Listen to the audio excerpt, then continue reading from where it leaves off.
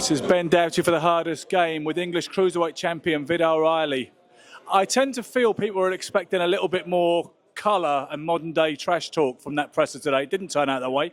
No. I didn't expect it because I was on Sky News with him yesterday. So I knew what the vibe was. But for everyone that came here today expecting to get a little bit of, ruckus and headlines, yeah, they didn't get it. But they're still in for a great fight. That's the thing. The way my style and Isaac's style is it can't be a boring fight. It's going to be a good fight. So they still got that to look forward to. But yeah, the promo isn't what they expected. Do we need all this handbags incessantly, like a default media setting, to make people excited about fights? Or should it just be about the fight and the sum of the parts?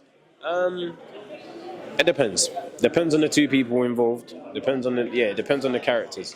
With what we've seen historically, it would make sense for someone like me and Isaac to have a press conference to allow more talk, to allow more, digital footprint of commotion.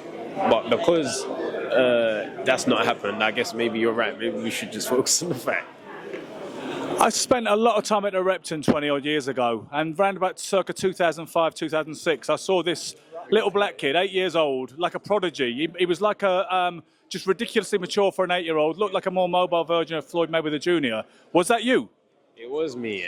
Every time I see you, Ben, and you're literally like one of the first faces that I remember from like starting to box. Like 8 years old, remember seeing you in the gym and seeing you as the years have gone on.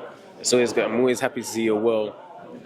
But yeah, it's always good to bump into someone who knew me before the whole social media thing, way before. Like you said, 2005.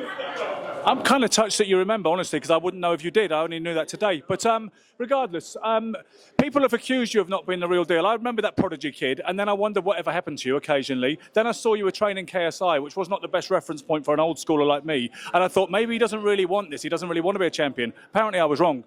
Yeah, I mean, things happen in waves, man. Things happen in times, and I was blessed enough to get the opportunity in a world that is now so social media based, and everyone's trying to get a follow, a subscriber, a like. I was very fortunate to be next to one of the biggest to do it, and I took that opportunity, and I feel like I built my own platform. But as it's going to show, it hasn't affected what the goal of that 8-year-old. I still have that same goal. Final question, because I know there's a lot of calls today. Jay Opetaya looks like he won. I haven't seen the fight, to be honest with you, but it looks like he won in devastating fashion in the 4th round. Did you see it yourself? Yes, I actually saw it live. I saw the finish. I was watching it just before the press conference. Good right hook, southpaw stance, caught Nika. Once he got him going, followed up. And yeah, brutal finish. Shout out to Nika for stepping in short notice. Dared to be great.